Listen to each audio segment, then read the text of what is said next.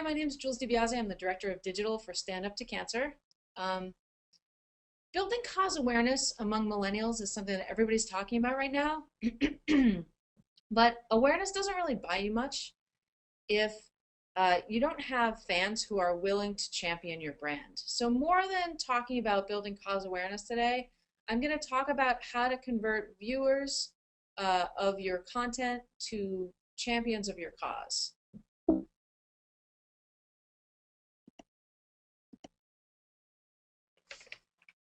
Okay, so building long-term relationships with consumers is the goal, with the end that you want them to come back time after time to interact with your brand or your product. For nonprofits, it's particularly important for us to build long-term relationships because there isn't always necessarily a tangible product that people are purchasing. This makes reputation one of the most critical elements for any nonprofit brand in terms of consumers' purchase decisions. And you know, at Stand Up to Cancer, we're almost an entirely digital brand. We don't have a brick and mortar storefront that we can send somebody to. So our job is really to build people who will champion our brands, to build a community. Millennials are endemic to social and digital media. This is where they were born and bred. And for that reason, we always advocate a strategy that is very much a soft touch because millennials have a sensitivity to any content that's inauthentic. They have a really good barometer for picking that up. And so you want to have a soft touch, but you also have to have a strong intention because you want to know what you want from the people who are interacting with your brand, and you want to kind of drive them ultimately toward that. So what we'll be talking about today are some of the campaign elements that have been successful for us in taking people from that initial touch point all the way down the line toward becoming fans for Stand Up to Cancer. Okay, so the first principle that we always act on is we want to create relevant content for our audience. And the first thing we're going to do is show a little PSA that we did in 2010 that was specifically targeted toward millennials. So we'll roll that now. Odds of becoming an astronaut, 1 in 13,200,000. Odds of being struck by lightning, 1 in 576,000. Odds of dating a supermodel, 1 in 88,000. Odds of bowling a perfect game, 1 in 11,500. Odds of being trapped in an elevator, 1 in 24,528. Odds of catching a ball at a major league game, 1 in 563. Odds of an injury from shaving, 1 in 6,585. Odds of tripping while texting, 1 in 10. Odds of getting cancer in your lifetime, 1 in 2 men, 1 in 3 women. It's up to us. To change the odds for our generation. For the ones we love. For our future. If you don't like the odds, Stand up. Stand up to cancer.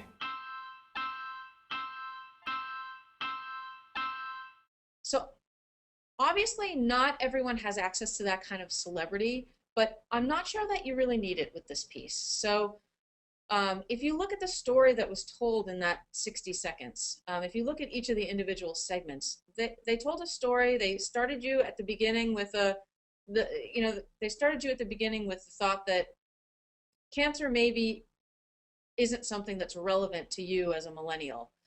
But then as we got through it, we got to the point that cancer affects 1 in 2 men, 1 in 3 women. And because of that, cancer at some point in time is going to affect everyone that we know, unless we do something about it, unless we stand up, unless we change the odds for our generation. So that's the story that was being told. It was, it was created in a way that was relevant to the demographic that we were addressing, in this case, the millennials. And it was also told, in this case, it was told with celebrity, but it really didn't need to be because the story was there. What's more important than celebrity is to create content that's relevant, personal, and emotional. And if you can continue, with those through lines and everything that you do, then it can be very effective. So now we're going to show you a totally different kind of video that I think adheres to some of those principles.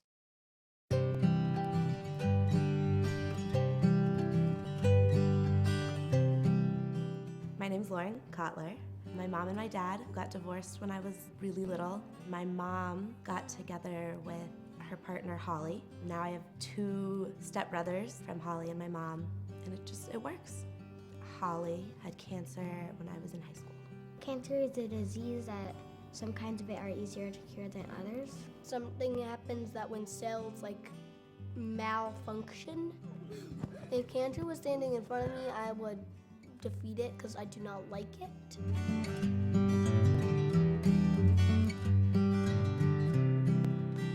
I had been in terrible pain for about 6 months. I finally took myself to the ER on my day off.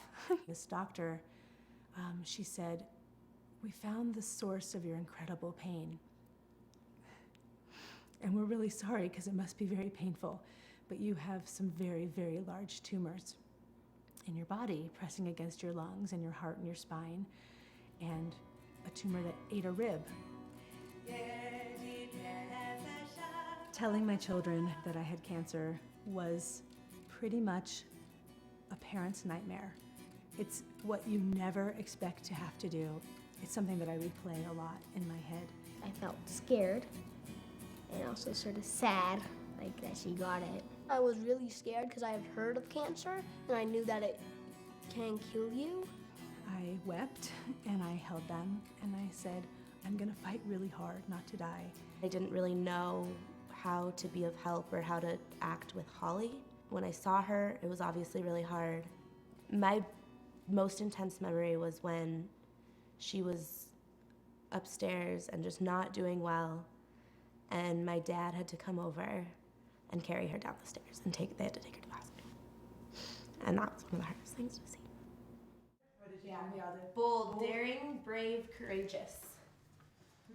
I tried to give them outlets to express their emotions. When my mom was sick, I hanged up pictures that either I drew or they were from school. I tried not to think that my mom had cancer sometimes. I did the piano, so that helped me. Played with my pet Cheeky, who's not alive anymore. He died of cancer.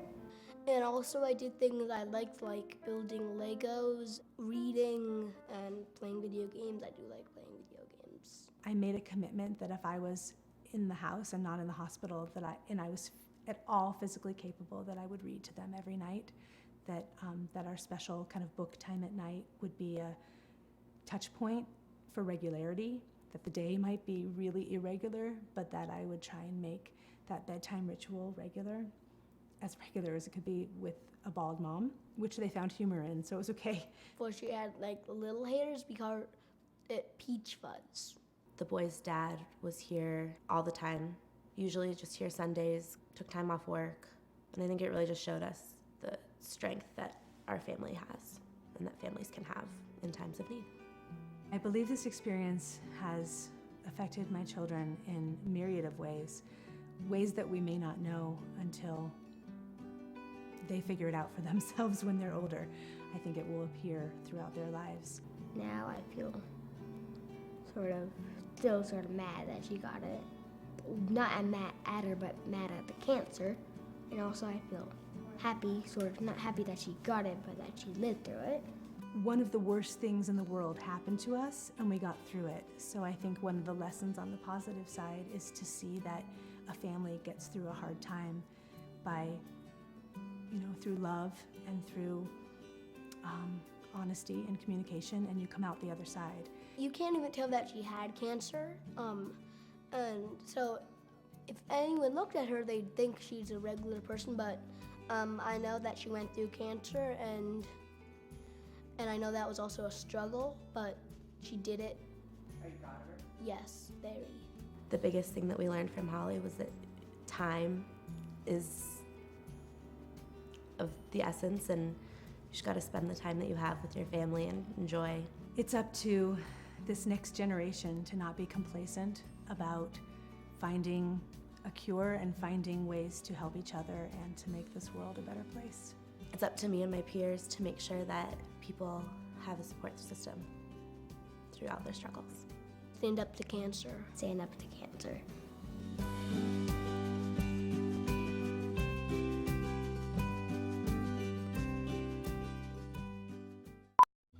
cancer was here right now, I'd pummel it, then man it. I'd eat it. I wouldn't eat it. I'd smush it. I'd drop a million atomic bombs on it like this.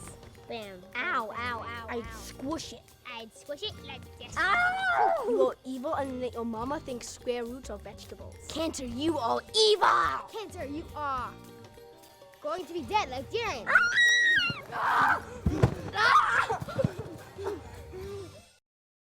So that's a piece that cost very little to make, but has a huge emotional impact and is relevant across several demographics, because it's not just about the parents who have cancer, it's about how cancer affects the entire family. So it was a really effective piece in being emotional and relevant for our audience.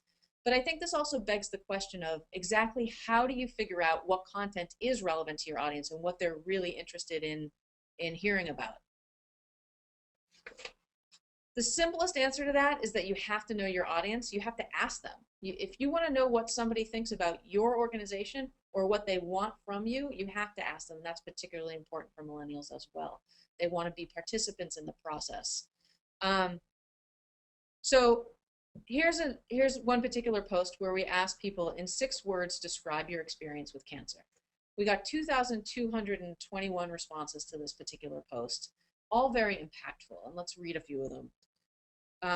One that's up here right now says, during treatment, I walked among angels. Okay, so that's when you really read into that, you realize that that's somebody who's looking for inspiration. And that helps us because then that's something we do tonally on our page is we try to be as inspiring as possible to kind of give people what they're already out there searching for. Next one says, need to find a cure now. Okay, so that's also very relevant for us and for our brand because what we're about is delivering cutting-edge cancer therapies to patients faster. Okay, so this is somebody who exactly needs that, and they need the hope that comes with knowing that there is going to be a cure.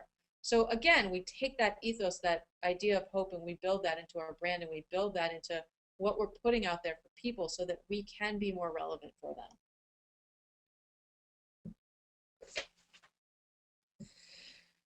We learned so much from every public interaction, and here's one where we posted something that we didn't even necessarily think would be relevant for millennials. This says, this is an article from U.S. News and World Report that's about how a wife's breast cancer can hurt her husband's health as well. But we asked the question in general, caretakers, how did you deal with the stress that can sometimes come from having a loved one diagnosed with cancer? We were really, really surprised at some of the answers that we got because it turned into a discussion by millennials about how they've become caretakers for their parents. So for us, this was fascinating. It was unexpected, and it's such a learning experience for us to know that those are the concerns that they're dealing with right now. I don't think we would have intuitively thought that if we hadn't asked. So at Stand Up to Cancer, other than a few of the things that I've already showed you, we actually don't specifically market to millennials. Although, if you look at our Facebook audience, about 50% of them are millennials. And actually, we were recently voted the #1 most trusted healthcare nonprofit brand by the Harris Poll. And again, if you look at what catapulted us into that position, it was very much the support of the millennials. So, and there, we kind of ask ourselves why are they so faithful to us? And I think it's because we're the ones who are out there listening to them. We listen when they talk, and therefore when we talk, they listen back.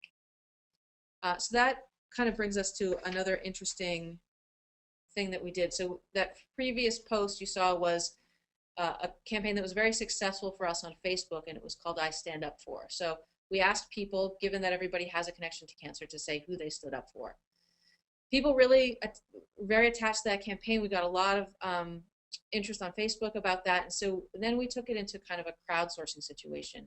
We have a partnership with Major League Baseball, and at some point in time, we were able to hand out placards at Major League Baseball games. So we gave every single person who walked into the stadium a placard that said, I stand up for, and then you could write your name in and with a magic marker. And then during the game, when instructed, the entire stadium held their cards up, and you saw all across the stadium who everybody stood up for. It was a very, very powerful and moving moment, and it was a perfect example of crowdsourcing, really showing how everyone regardless of age, is touched by this disease. So that was so great for us that we thought, okay, let's be creative. Let's bring it into the digital realm. And so we took the placard and we developed a digital version of it where you could fill in who you stood up for, and it would post it on your Facebook page.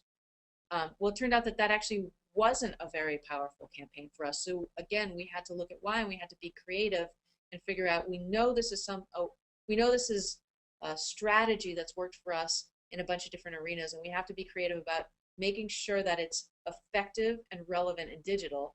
So we changed it, and we made it a user-generated photo submission contest. So you could submit not only a photo of yourself, but a photo of the person that you stood up for.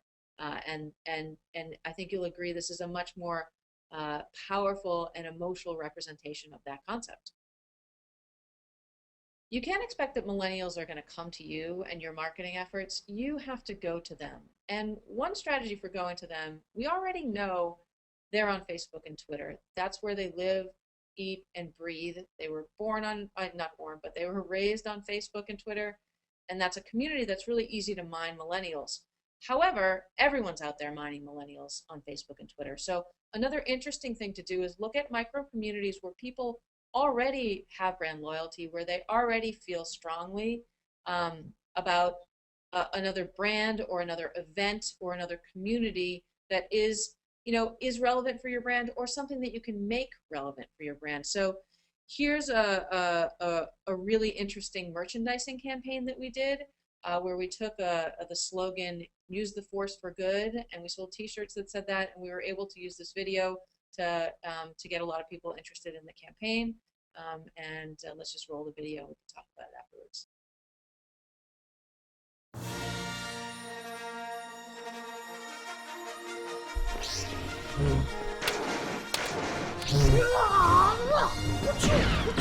Ow! Ow! Darth Vader, only you could be so bold. Don't play games with me, Your Highness. I was on a mercy mission. You weren't on any mercy mission this time. I'm a member of the Imperial Senate on diplomatic mission to Alderaan. You passed directly through a restricted system. This is the restricted system. This is you, passing through. Hey, you. Take these two over to the garage, will you? I want them cleaned up before dinner. Oh, I was gonna go to Tashi Station and pick up some power converters. You know?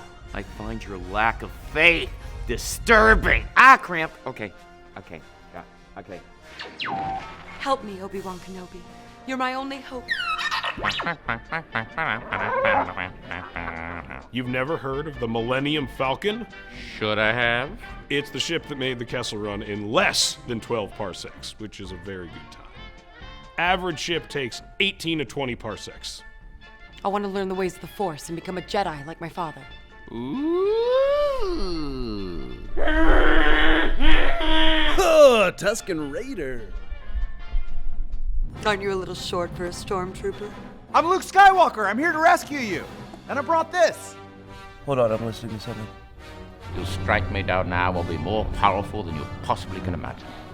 Yeah! Come on!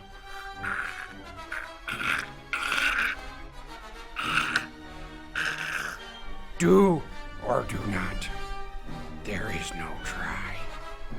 I mean, try your best. Just do it.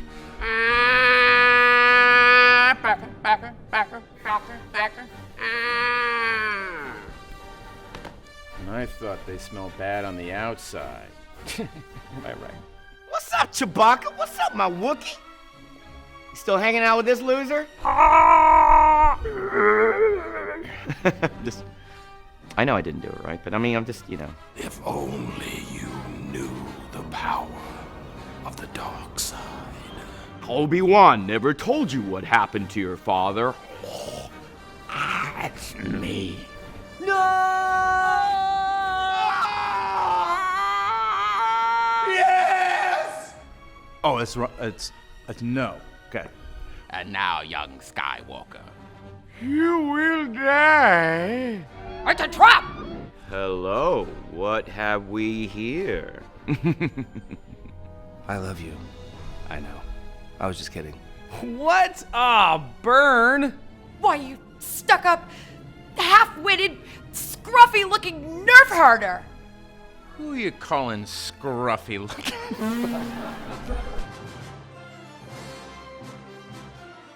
Use the Force, Luke! So we took a brand that people already obviously had a deep attachment to, Star Wars, and it doesn't have to be Star Wars. It can be something much smaller, much personal, much more relevant to your brand, right? This isn't necessarily relevant to cancer, but we were able to find the relevance through saying, use the Force for good. There was some overlap between our brands. But if you can find things that are, instinctually relevant to your brand, then it's easier to kind of come up with those community activities and those community events around that kind of synergy. So in this case, we built this merchandising campaign, but the bottom line is what you want to do is you want to find where your fans already commune, because there's likely to be other people who are interested in the same things as them. You want to find where your friends already commune, and you want to go to them. You want to bring your brand to them. You don't want to wait for them to come to your brand. Okay, and all this leads toward one end goal, which is, and that end goal is different for every nonprofit organization. Ultimately, for Stand Up to Cancer, because we raise money for cancer research, and that's what we do. We raise money to fund doctors. We're always ultimately looking for a donation from people, but we have to figure out how to get that. We have to know the roadmap of how we get from, what we want from people, from an initial interaction with people to what we want from them in the long run. It's not always a direct path, and it's not always a fast path. And this is what works for Stand Up to Cancer. This isn't necessarily what works for everybody. We usually start with the kind of thing you just saw, which was a celebrity or a partner PSA or a campaign that's out there in social media. We next, if we haven't started in social media, we always take people next to social media. So the next thing we're asking for from someone after they've had a touch point with our brand, we're asking them to like us on Facebook, or we're asking us to follow us on Twitter. This gives us a way to communicate with them, to start the process we were just talking about of asking questions, finding out what's relevant for them, bringing them into the fold. And as we do that, we start to trickle out information about Stand Up to Cancer. So there's a drumbeat at Stand Up to Cancer about science and about research, and that's what we're really into. We realize that not everybody connects with our cause just for that reason. But we want everyone to know what we do. So before we get that information out to them, we spend some time listening to them and building their trust and allegiance. Likewise, donation for us is somewhere down the line, because first we're looking to make a connection with those consumers. And frankly, they should make sure that they're comfortable with Stand Up to Cancer and that they like us and they're going to stay with us before we're asking for a bigger commitment from them, like reading more of like a white paper on our science, or making a donation, opening up their wallets, making a donation. Before you can ask for that, you really need a level of comfort with the organization, and people will self-select. So someone has found you through a PSA or a campaign, and then they've landed on your Facebook or Twitter, and they don't like the content they see, they're going to leave. But so after a certain amount of time, you want to start asking people for something more. You want to get to whatever your end goal is. But now, given that, and we know that I said Stand Up to Cancer in particular, our end goal is donations for you. Maybe your end goal is just simply having a communication channel. So maybe your end goal is just getting someone on Facebook or Twitter. Maybe your end goal is having them take more of an activist stand. So maybe it's having them, write to their congressman or march on Washington, or whatever other options there might be out there for your organization. But ultimately, sometimes it takes a while to get to that goal. And so for us, it's donation. One of the most important things for us is that we don't pop that question too early. So we talked about at the very beginning that this is a relationship. It's a relationship between the consumer. It's a relationship, and by consumer, I just mean someone who touches your brand. So for nonprofit, when I say consumer, I just mean someone who consumes your content, someone who consumes your brand. So the relationship between that consumer and the organization is a long-term relationship. It's not a short-term relationship. And you kind of want to use the same principles for that business relationship that you do for a real-life relationship. When asking for that follow-up action from a consumer, whatever that action is, you don't want to ask that. You don't want to ask for that too soon. Okay, so once you have loyalty, donations and things like that will come from your consumers. Okay, so just reviewing kind of the overview of everything that we talked about. First of all, for your brand, you want to create content that's relevant to your audience. And that's a feedback loop. So you always want to ask your audience, what's relevant? What's relevant? You want to adjust. You want to read what they write. You want to read their comments. Don't just ask. The worst thing you can do, even worse than not asking, is to ask and not read or respond when people are interested in communicating with you. So you create the content. You have a feedback loop where you know whether the content has resonated with your audience. You're creative about new ways to get that messaging out, whether that's in the digital medium or, you know, tying digital into the various different, you know, real-world platforms that are out there, events, etc. You also want to then go meet people where they are. Meet them at the events that they're already at. Meet them at the brands that they already touch, things they already have trust and brand loyalty with, and so that you can kind of you can capitalize on that brand loyalty and bring them into your fold as well. And you need to know the roadmap. You need to know that to get from point A to point B, it isn't necessarily a quick process, but it is a process, and you need to know that for your organization, you have a way to get from here to there, and it's a plan. It's not an accident. And lastly, of course, for us and for anyone who's soliciting a donation from a consumer, you don't want to pop that question too early. You don't want to come out asking for money. You want to come out asking, particularly for millennials, what they think. So it's really about, you know, finishing off and asking that. And then last slide, if you have any questions about this talk, or if you have any questions about Stand Up to Cancer, I'd be happy to answer them because we listen. So here's our Facebook and our Twitter and my personal email address. Thanks very much for listening, and I hope that you enjoy the rest of the conference.